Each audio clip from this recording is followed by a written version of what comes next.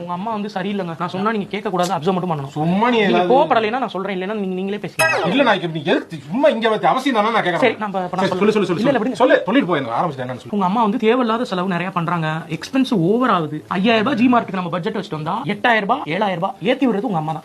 2000 கிட்ட over shopping பண்றாங்க. இங்க பாருங்க, பொருள் ஒண்ணு வாங்கினா ஒண்ணு உங்க அக்கா வீட்டுக்கு வாங்கி. ஏன் அவங்க வீட்ல எல்லாம் சம்பாதிக்கலையா? அவங்க எல்லாம் வேலைக்கு போக மாட்டாங்களா? இல்லங்க, அவங்க ஊர்ல ஜி மார்க்கெட் கிடையாதா? சரி விடு. சொல்லிட்டு கிடைக்காத பொருள் ஓகே. டக்குன்னு நீ பார்த்தா அப்படி தெரியுங்க அம்மா பண்ணா. பாருங்க, இப்ப தேவையில்லாத பொருள் ஏதாவது எடுத்து வருவாங்க பாருங்க. நீங்க வாங்க, நீ போவோம். இல்ல எங்க அம்மா நல்லா இல்ல. நீ பாக்குற மாதிரி இல்லங்க அம்மா. ஏண்டா சுதாரு, இந்த கப்பர் வேற டப்பா வாங்குவோமா? கப்பர் வேற எதுக்குமா? அப்படி 2 டப்பா நல்லதுடா, தேவையாண்டா வீட்டுக்கு தேவையாண்டா. சரி எதுக்கு 2 எடுத்து போடுற? நம்ம வீட்டுக்கு ஒண்ணு, அக்கா வீட்டுக்கு ஒண்ணுடா. அக்கா வீட்டுக்கா? ஏன் அவளுக்கு வேணும்னா ஏதாவது போட்டுக்கிட்டு வச்சுக்கிறவாடா, அவளுக்கு டப்பா தேவைப்படும். ஏண்டா தங்கமணிக்கு வேணுமான்னு போன் அடிச்சு கேளுடா, அவளுக்கு வாங்கி போவோம் பாவம்.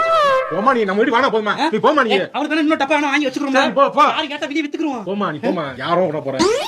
சரி தெரிஞ்சிச்சா?